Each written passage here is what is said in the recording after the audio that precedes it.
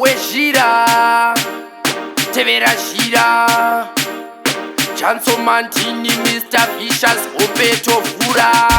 regai ndisimbise geto rangu epasi tovakaita kuti ini ndirire vamwe vaitoda kuti ini ndipere asi nhasi ngomarorira mare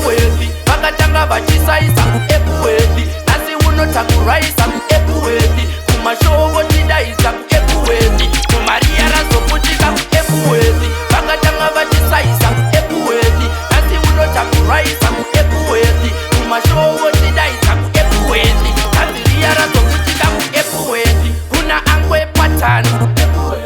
kuna kina marina kuna chipredator kuna otomani kuna DJ Mosi kuna DJ McChEvy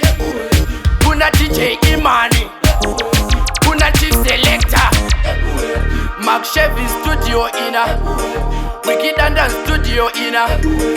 Mazimambo studio ina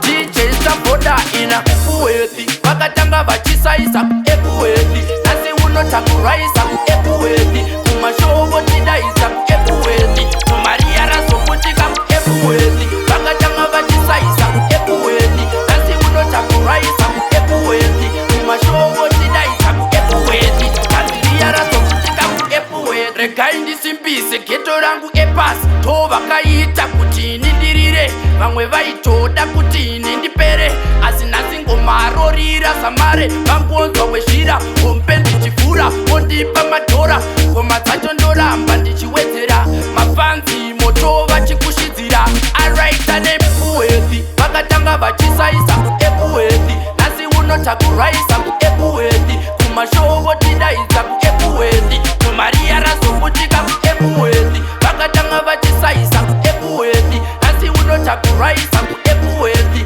kumashovo tidaidza Epworth kaziriya razoputika Epworth yaman respect McChEvy studio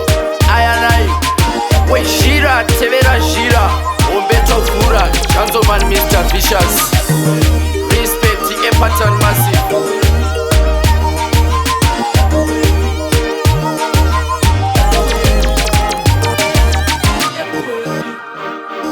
McChEvy music.